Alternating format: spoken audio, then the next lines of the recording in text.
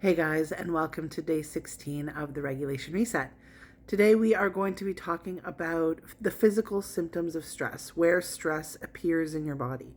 So we've talked before about how our body has memory. When we have unprocessed negative emotions, unprocessed experiences that didn't have great outcomes for us, we hold that in our body. And, when we experience situations, people, things that remind us of those negative experiences, our body, via the vagus nerve, will tell our brain, hey, we have been here before. We've experienced this before. We don't like it. Get yourself out of this. This is not good. And so, understanding or having awareness rather of where that stress appears in your body physically. Does your stomach drop? Do your shoulders clench or your jaw? Does your breathing start getting erratic, right? There's lots of different physical symptoms that we can have, starting to sweat, having clammy hands, like all kinds of things that can happen to us that can tell us, okay, wait, something's happening. This is making us extremely uncomfortable. What's going on? And gives us a minute to take a breath or use some kind of regulation tactic that works for you in the moment.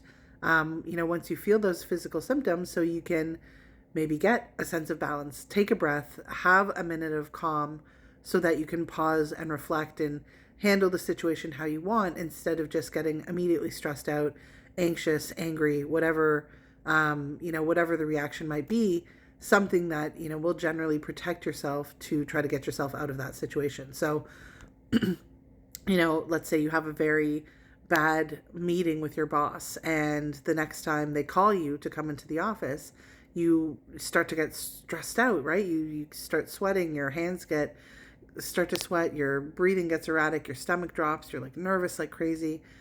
I mean, it could be a completely different situation. It most likely would be a completely different situation that you're going in there for, but your body doesn't know that. And so if you can have the awareness to be like, hey, wait a second, that's not going to happen again. This is a different situation. We're probably going to talk about this. Let's go see what they want before I start immediately making up some narrative in my head. Again, it gives you a minute to pause and reflect. So if you can have that awareness of what's going on in your body before your brain interprets it as immediate threat, then you can figure out how you want to handle it with a little bit more of a balanced mindset. So this was, a good exercise for me as someone who really didn't pay attention to what was happening in my body.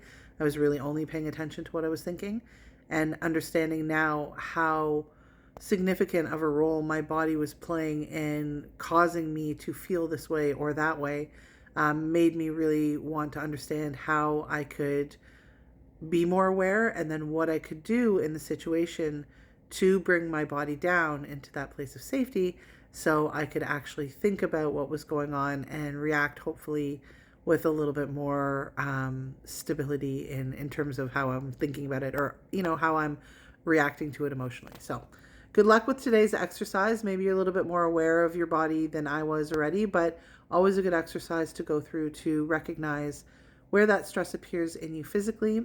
And it'll be important to do this for our exercise for tomorrow as well. So good luck with today.